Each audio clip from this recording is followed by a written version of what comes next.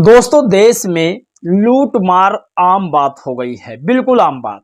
आज आप ये जानिए कि यूपी में सबसे ज्यादा लूट मार हो रहा है और खासकर यूपी के कुछ ऐसे क्षेत्र हैं जहां से बीजेपी का नेतृत्व करने वाला ही नेता है और उसी क्षेत्र से यूपी में लूट मार हो रहा है। लूट मार दरअसल जब लोग लूटते हैं तब ये कहते हैं कि मैं बहुत मजबूर हूं, मेरे पास आर्थिक तौर पर कुछ नहीं है, मैं गरीब हूं, इसलिए मैं लूट रहा हूं। सोचिए, पढ़ा लिखा व्यक्ति क्रिमिनल बन रहा है सिर्फ इसलिए क्योंकि उसके पास ना नौकरी है और ना ही उसके पास कोई रोजगार है। आज कई ऐसे मुद्दे हैं, कई ऐसे मामले हैं जो मैं आपको बताऊंगा। पीएम मोदी के संसदीय क्षेत्र का भी मामला सामने आया है। सबसे बड़ी खबर आज आपको बताएंगे कि सोचिए, एक चांदी सोने के आभूषण वाली दुकान में व्यक्ति हिलता है और सर पर एक रुमाल बांधता है चेहरे पर और ये कहता है कि मैं गरीब हूं और आर्थिक तौर पर मैं बहुत मजबूर हूं और देसी कट्टा दिखा करके 50,000 रुपये लेकर फुर्र हो जाता है। सोचिए, देश में बेरोजगारी की वजह से लूटमार बढ़ रहा है और केंद्र की सरकार हो या फिर यूपी की सरकार हो या जहां जहां पर जो भी सरकारें हैं, बेरोजगारी पर लगाम नहीं लगा रही हैं। मामला सबसे बड़ा अब आया जब देश में गैस सिलेंडर के दाम फिर बढ़ने लगे। आप कल्पना नहीं कर सकते, 5 महीनों में 174 रुपए गैस सिलेंडर के दाम बढ़े हैं, जिस पर विस्तार से बातचीत करेंगे। पत्रकार राजवीर सिंह ने लिखा है, इंस्टाग्राम का भूत क्या होता है, ये आपको इस वीडियो में हम दिखा देंगे। और उसी इंस्टाग्राम के भूत के चलते कई लोगों की जान भी जा सकती थी। बाल बाल लोगों ने अपनी जान बचा ली। और एक ऐसा मामला सामने आया है जिस पर ना चंद्रशेखर बोलेंगे और ना ही अखिलेश यादव बोलेंगे, क्योंकि जो अपराधी है वो मुस्लिम समाज से आता है। तो इस पर भी बातचीत करेंगे। और सबसे बड़ी खबर क्या है आज की, जो मैं आपको आज बताने की कोशिश करूंगा। दलितों के जमीन पर कुछ ओबीसी दबंगों ने कब्जा कर लिया। उन दबंगों की जाति भी बताऊंगा, लेकिन सूरज कुमार बौद्ध जैसे लोग SC/ST एक्ट के तहत मुकदमा भी दर्ज करवा दिए और उनकी जमीनें भी वापस करवा दिया। दोस्तों, आज अखिलेश यादव ने बीजेपी सरकार पर बड़ा हमला बोला है और अखिलेश यादव ही नहीं, चंद्रशेखर आजाद महिलाओं के लिए, दलितों के लिए और ओबीसी समाज के लिए सबसे ज्यादा आवाज बुलंद कर रहे हैं। आज इस वीडियो में आपको बताएंगे क्या आखिर चंद्रशेखर की मांग है भारत सरकार से। एक एक खबर आपको मैं बताऊंगा। नमस्कार दोस्तों, मैं हूं पराग और आप सभी का एक बार फिर से बहुत बहुत स्वागत करता हूं।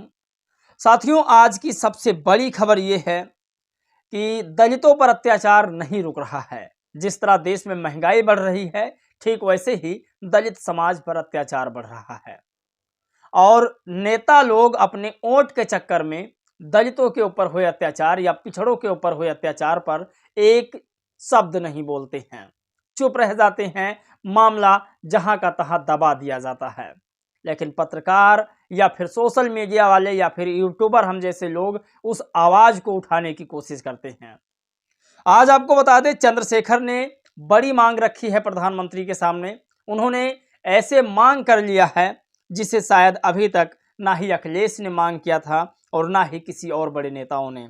दरअसल इस पोस्ट में अभी तक सिर्फ दलित बिरादरी के, जिसे शेड्यूल कास्ट कहा जाता है, उनमें सिर्फ 6 लोगों की ही नियुक्ति अभी तक हो पाई है। देश की आज़ादी के इतने लंबे दशकों के बाद न उसमें कोई शेड्यूल ट्राइब का है और ना ही कोई पिछड़ी जाति का है और ना ही महिलाओं में ज़्यादा है, सिर्फ एक महिला है।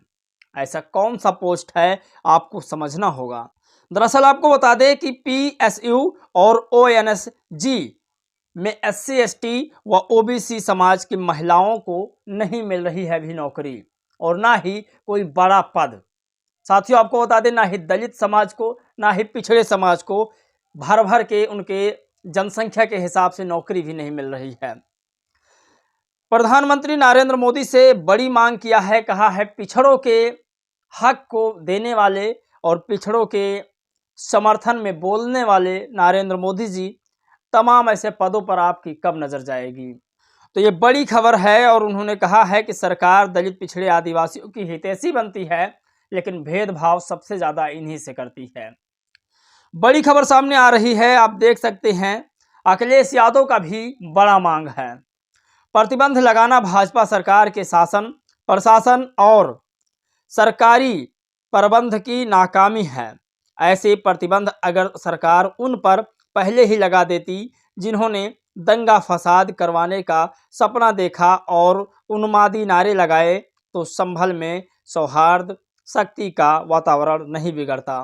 भाजपा जैसे पूरी की पूरी कैबिनेट एक साथ बदल देते, वैसे ही संभल में ऊपर से लेकर नीचे तक पूरा प्रशासनिक मंडल निलंबित करके उन पर साजिशाना लापरवाही का आरोप लगाते हुए सच्ची कार्रवाई करके बर्खास्त भी करना चाहिए और किसी की जान लेने का मुकदमा भी चलाना चाहिए। भाजपा हार चुकी है, तो ये पूरा सिस्टम को बर्खास्त करने की मांग कर रहे हैं। दरअसल जो संभल में घटनाएं घटी है, आज पहली बार मैंने इनका ट्वीट देखा जो मायावती जी की तरह था। पहली बार मात्र एक ट्वीट। जिस तरह मायावती जी कहती हैं कि बाढ़ में लोगों को खाना सामग्री देने के बजाय बाढ़ से लोगों को बचाने की कोशिश किया जाए तो ज़्यादा बेहतर है, बाढ़ आने से पहले बंधक बनाया जाए तो ज़्यादा बेहतर है, उसी तरीका से आज अखिलेश यादव ने पहली बार ऐसा ट्वीट किया है। खैर जो भी है, सचेत तो हो रहे हैं। आज बड़ी खबर आपको बता दें, सामाजिक मुद्दे मैं हमेशा लेकर चला करता हूँ, राजनीतिक मुद्दों के लिए तो टीवी अखबार बैठा ही है। सामाजिक मुद्दे वो नहीं दिखाते क्योंकि उन्हें लगता है छोटी खबर है, लेकिन असल में सबसे बड़ी खबर दलित, पिछड़े, आदिवासियों के लिए होती है, क्योंकि देश में सबसे ज़्यादा संख्या इन्हीं लोगों की होती है, तो जाहिर सी बात है अत्याचार भी इन्हीं लोगों पर होता है। और इनकी खबर दिखाने का मतलब चैनल की टीआरपी डाउन हो रही है और होती रहेगी, लेकिन हम जैसे लोग ही इस चैनल को खड़ा किए हैं ताकि इनकी आवाज़ को खड़ा कर सकें, बता सकें लोगों को। आप सोचिए कि दबंग हर जाति में होते हैं, खासकर दलित समाज को छोड़कर बाकी सभी जातियों में। आप कल्पना नहीं कर सकते। यहाँ पर आप ट्वीट देखिए, इसमें लिखा हुआ है बाकायदा, गाली के साथ में है, हम तुम्हें खेत नहीं जोतने देंगे। ये दलितों को कहा गया है, जो चमार हैं उनको कहा गया है। खासकर मैं पहले भी कह चुका हूँ, दलित समाज में भी खासकर चमार जो समाज है उसे और ज़्यादा सताया जाता है। उत्तर प्रदेश के मैनपुरी में दलित परिवार की जमीन कब्जाने वाले अजीत यादव, रमेश यादव आदि पर बीएनएस और SC/ST एक्ट के तहत केस दर्ज हो गया है। लठैत, लाठी डंडे व गुंडई के बल पर दलितों की जमीन पर कब्जा कर रहे थे। क्या यह पीडीएफ का ही असलियत है? सोचिए। अखिलेश यादव जी दलितों के ऊपर हुए अत्याचार पर नहीं बोलते हैं। कभी ऐसा ट्वीट 100 में कहीं एक ट्वीट आता है कि दलित पर अत्याचार हो रहा है, वो भी जहां पर राजनीतिक स्टैंड उनका खड़ा हो जाए। अब आपको बताते हैं, दलितों के साथ साथ ही पिछड़ों को भी अनदेखा कर रहे हैं।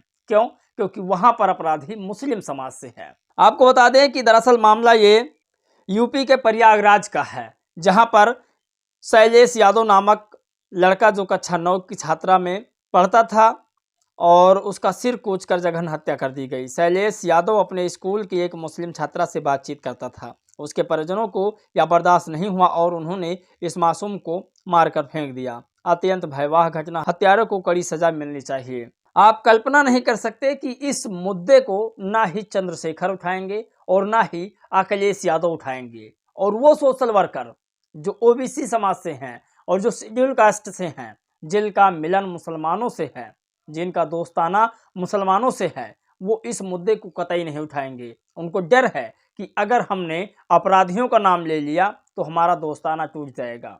अगर ऐसे टूट जाता है दोस्ताना तो टूट जाने दो भाई, ऐसे दोस्तानों से क्या मतलब। खैर अगली खबर की ओर बढ़ते हैं। प्रधानमंत्री नरेंद्र मोदी जी के संसदीय क्षेत्र में एक बड़ी वारदात हो चुकी है। दरअसल आपको बता दें, वाराणसी में गैस एजेंसी पर डकैती, स्टाफों को गन पॉइंट पर लेकर बंधक बनाया, 147 भरे सिलेंडर लेकर भागे बदमाश। मैं फिर कह रहा हूं, देश में अगर आप बेरोजगारी कर दोगे, महंगाई कर दोगे तो लोग मजबूर हो जाएंगे कुछ भी करने को। ऐसे ही एक मामला और सुनने में आया है। खैर इस मामले को अखिलेश यादव ने अपने ट्विटर पर पोस्ट किया था। अगली खबर ये राजवीर सिंह है, ये लिखते हैं कि यूपी के फिरोजाबाद में एक ज्वेलरी के शॉप पर एक व्यक्ति अपने चेहरे पर रुमाल बांधकर और सर पर गमछा बांधकर आता है, देसी कट्टा लेकर सराफे मालिक के कनपट्टी पर लगाकर उससे 50,000 रुपये बैग में रखवाता है और फिर लेकर फरार हो जाता है। साथ में ये कहता है मैं बहुत गरीब हूँ और आर्थिक तंगी से परेशान हूँ, इसीलिए मैं यह काम कर रहा हूँ। सोचिए, आप कल्पना नहीं कर सकते किस तरह से इस देश में जघन्य अपराध हो रहे हैं सिर्फ बेरोजगारी महंगाई की वजह से। सबसे बड़ी चीज़ ये है कि रुपया जो है वो सस्ता होता जा रहा है, डॉलर महंगा होता जा रहा है, भारत की करेंसी डाउन हो रही है। लोग को इससे मतलब नहीं है, लोगों को मतलब है हिंदू मुसलमान मंदिर मस्जिद खुदाई कर दो, क्योंकि मुद्दा बीजेपी के पास भी नहीं है और मुद्दा विपक्ष के पास भी कुछ अब नहीं है। तो इसी मुद्दे में लोगों को भटकाया जा रहा है। अगली खबर बड़ी आ रही है जालौन से। जालौन के उत्तर प्रदेश में महिला नर्स के साथ बर्बरता की गई। सोचिए, देश में कितनी अफरी तफरी मची हुई है। सबसे ज्यादा यूपी में। यूपी नहीं संभाला जा रहा है योगी आदित्यनाथ से। अब देश के प्रधानमंत्री को अब ऐसे लोगों को काम से हटाना चाहिए। खैर, जब प्रधानमंत्री के संसदीय क्षेत्र में हो रहा है तब औरों की क्या बात करें। अगली खबर राजवीर सिंह फिर लिखते हैं कि देश हित में एक अच्छी खबर और आ रही है। प्रधानमंत्री नरेंद्र मोदी जी, इस पर खुश हो जाइए। आपके द्वारा किए गए कामों से लोग खुश हैं। एक चुप और कुछ आवाज नहीं निकालते, बिल्कुल एक चुप हो जाते हैं। दरअसल आपको बता दें, अगस्त में, सितंबर में, अक्टूबर और नवंबर में, दिसंबर में भी 16 रुपये 5 पैसे गैस के दाम बढ़ने के आसार हैं। ये दाम कॉमर्शियल गैस सिलेंडरों पर लागू होगा, जो कि अब तक टोटल मिलाकर 174.50 रुपये हुए हैं। ये सबसे बड़ी खबर है। अगर आप कल्पना करें, सोचें, तो 174.50 पैसे कम है, लेकिन अगर यही 20 लाख लोगों से मल्टीप्लाई कर देते हैं, फिर जो उसको मल्टीप्लाई जो है 30 दिन से कर देते हैं, यानी 30 गैस से, तो आप कल्पना नहीं कर सकते कितने रुपए महंगा हो रहे हैं गैस सिलेंडर। तो एक आम आदमी के लिए गैस लेना भी बहुत ज़्यादा दिक्कत हो जाएगा। अब देखिए इंस्टाग्राम का भूत। ये इंस्टाग्राम की भूत है। मैं नहीं कह रहा कि लोगों को अपने अंदर छुपे एक्टर्स को बाहर नहीं निकालना चाहिए, लेकिन ऐसे सड़कों पर इस तरह से डांस करके लोगों का दिमाग डाइवर्स करना गलत है और ऐसे लोगों पर कानूनी कार्रवाई भी होनी चाहिए, क्योंकि सिर्फ ये रील्स बनाने के चक्कर में कईयों की जान भी ले सकते हैं।